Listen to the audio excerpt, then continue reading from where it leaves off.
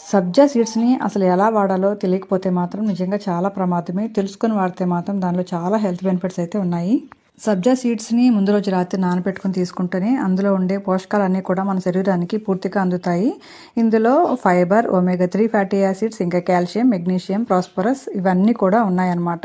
సబ్జా సీడ్స్‌ని రాత్రి నీళ్ళలో నానబెట్టుకొని ఎంప్టీ స్టమక్‌తో తాగడం వల్ల వెయిట్ లాస్ అవుతారు. ఇందులో ఫైబర్ కూడా ఎక్కువగా ఉంటుంది కాబట్టి ఎవరైతే మలబద్ధకంతో బాధపడుతున్నారో వాళ్ళకు కూడా అలాంటి సమస్యల నుంచి దూరం అవ్వచ్చు. ఇంకా మన బ్లడ్‌లో ఉండే షుగర్ లెవెల్స్‌ని కూడా కంట్రోల్ చేస్తుంది. ఇంకా మన శరీరంలో వేడిని కూడా తగ్గిస్తుందన్నమాట.